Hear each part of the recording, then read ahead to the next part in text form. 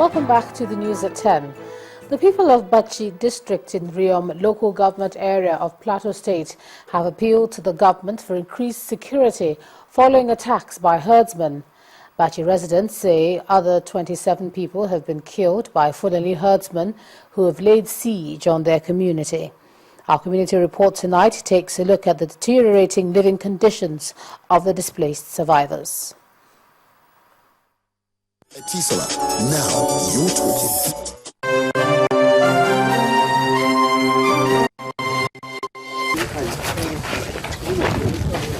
This is Riom local government, about 38 kilometers from Jos, the capital of Plateau state. It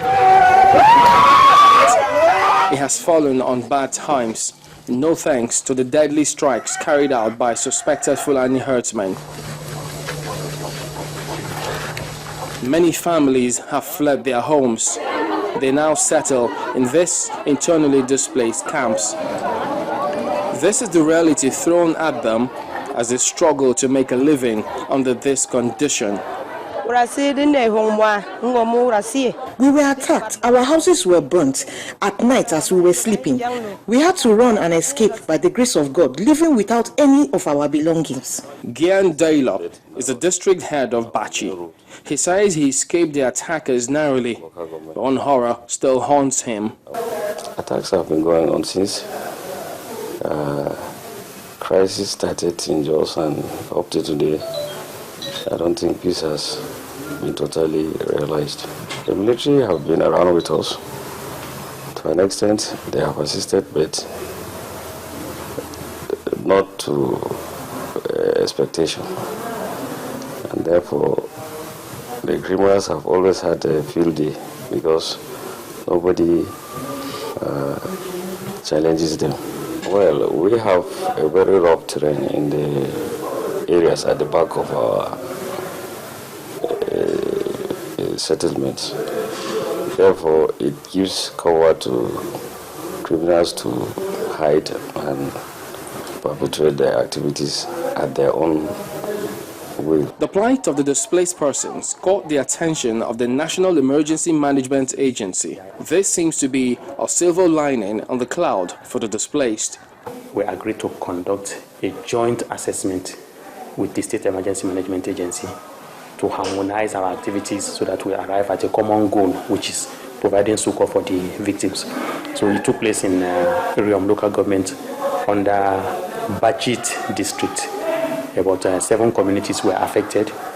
I have their names if you don't mind, if you want to have the names of the areas. There is a village called Shonong, you have Rajit, you have Bangai, you have Fang, you have Jol, you have Dien, and you have Gako in Rim. Now, the people that escaped, who are now in camp that are displaced, there are about 3,520 in 3 different camps. We have one in Rahos, that is where the military checkpoint is situated. There is a primary school on your right if you are going towards Abuja. There are some of the displaced people there. The other camp is at Riom Town Hall, just along the road also on your way to Abuja, while the 3rd camp is at Farinlamba Primary School. The insecurity situation here never seemed to end, with another outbreak of violence between the Baron people and the Fulani herdsmen. They desperately await reinforcements of security from the military, give them a safer life.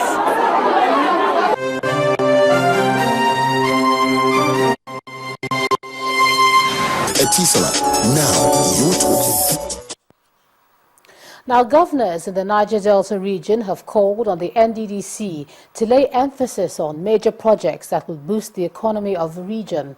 At a meeting in Asaba, Delta State, the governors, in their capacity as members of the advisory committee of the commission, frowned on the attitude of some oil majors operating in the region who defaulted on their funding obligations to the commission.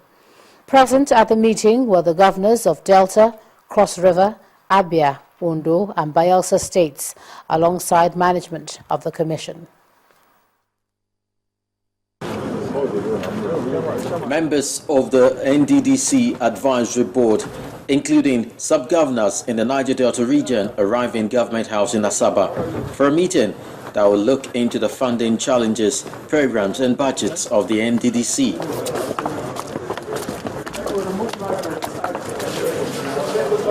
After the meeting, which was held behind closed doors, the host governor, Emmanuel Uduaghan, highlighted the importance of the advisory committee and thereafter gave room to his Ondo State counterpart to brief the press on the outcome.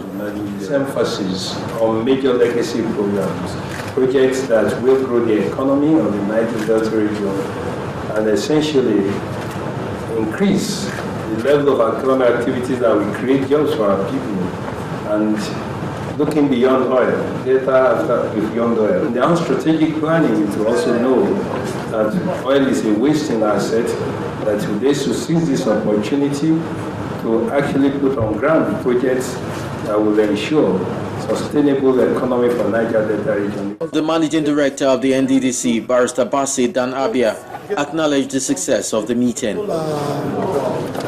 Advisors and governors as it is, and have assured us of their support as always. So let's for now go back and review the decisions we reached, and of course there were certain directives that we were given to go home and prepare. I think it's only fair that we have to finish those reports and get back to our bosses. I want to assure you that things are getting better. The forum, which was expected to bring all the 9 governors in the region together, was only able to attract 5, while the governors of Edo, Rivers, Imo and Akwa Ibom State were absent. The Nigerian Bottling Company has launched its 2014 Back to School initiative in Lagos. At the event, the company donated thousands of school kits and health materials to pupils of Christ Assembly Primary School, Ajegunle. The Human Resources Director of NBC says the company is happy to help school children maintain a high level of hygiene. Excitement greets the gesture from the Nigerian Bottling Company, NBC, from these pupils of Christ Assembly Primary School, Ajegunle in Lagos. As we present these items, therefore, to the pupils today, it is our hope that they will be further motivated to excel in this new academic session. So children, will you do that? Yes. I can hear that. Will you do that? Absolutely. So with doing this, therefore, we will also assist in taking off some of the financial burden that the new session brings to parents and even to teachers. The management of NBC says this is one way the company is giving back to the community. And this initiative is not ending in Lagos. One of our overriding objectives is to earn our social license to operate. As you may well know, we have a plant here in Apapa, which is just at the border between Apapa and Ajegunle. So it is fitting for us to choose a school like this one to demonstrate that desire to earn our social license to operate. Subsequently, we will be extending our Back to School initiative to our host communities in Kaduna and in Enugu in the coming days. Extensively, we intend to reach as many as 5,000 students, cutting across 5 commercial territories in our host communities. Nigeria now has a clean bill of health on the Ebola virus disease, but intensifying personal hygiene, like hand washing, will ensure that we don't record another imported case of the disease. Tolu Ojerumi, Channels Television News. First Bank.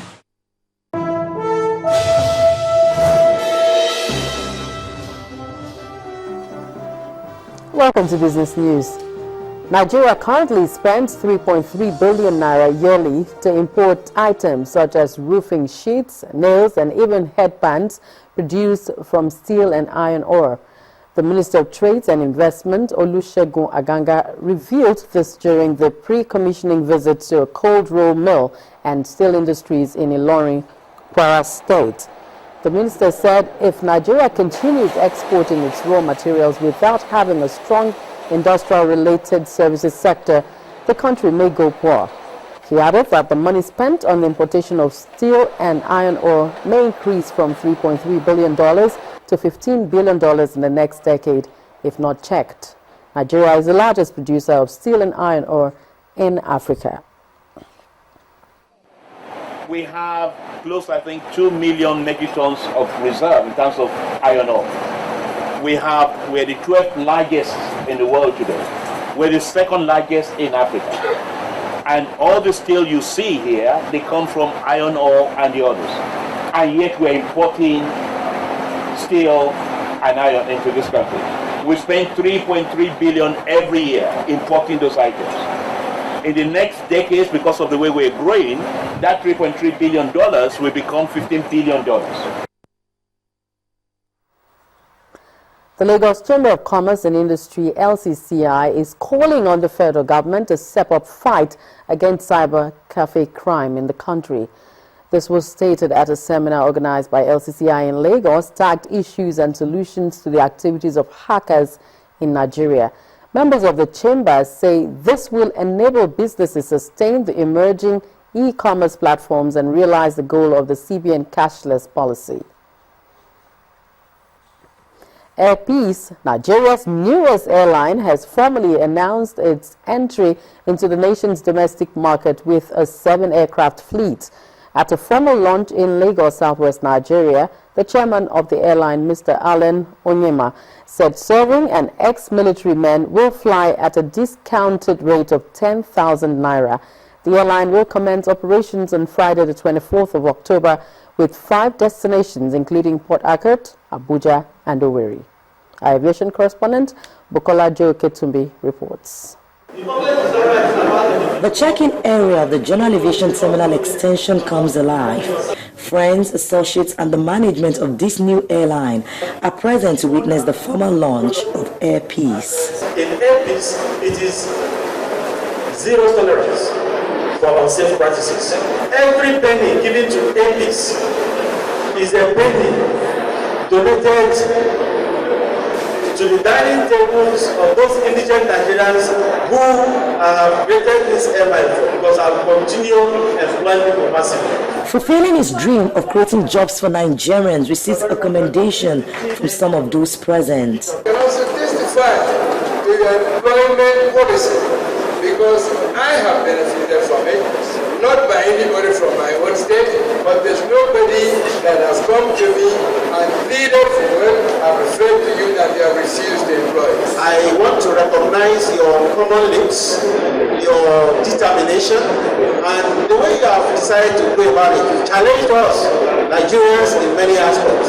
I want to say, as far as you maintain safety, we'll continue to not just encourage you, but encourage every other airline to say that safety is our watchword. Ex-military men and those in service are in for a good time.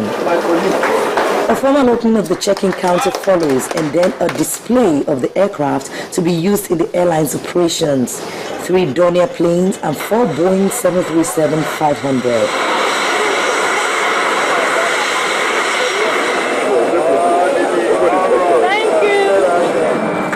For intending customers, more legroom, super service, and an iPhone 6 is up for grabs.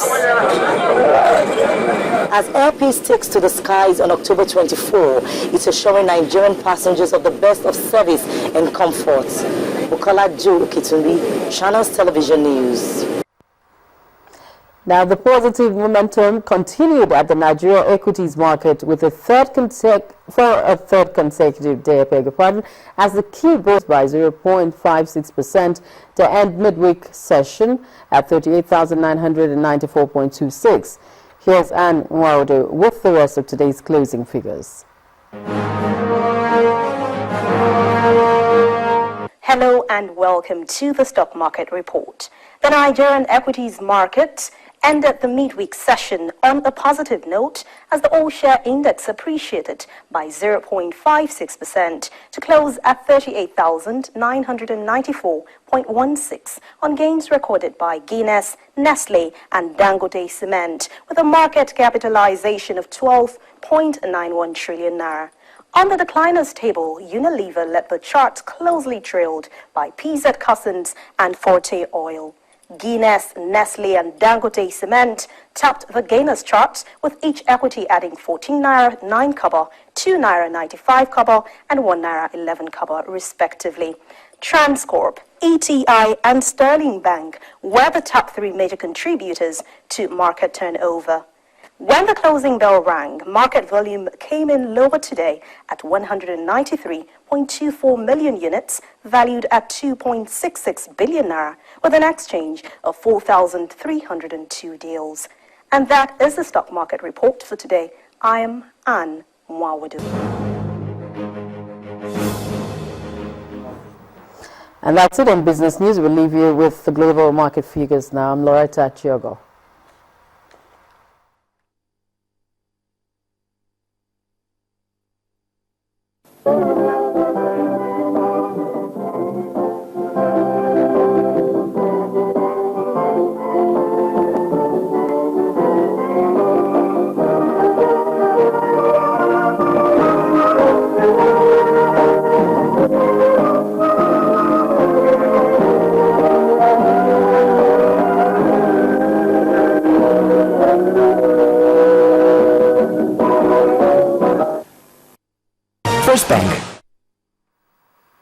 Still ahead on the news at 10, Nigeria's Super Falcons booked their place at the final of the African Women's Championship after defeating South Africa 2-1 in the semi-finals. That's on Sports News. Do join us again.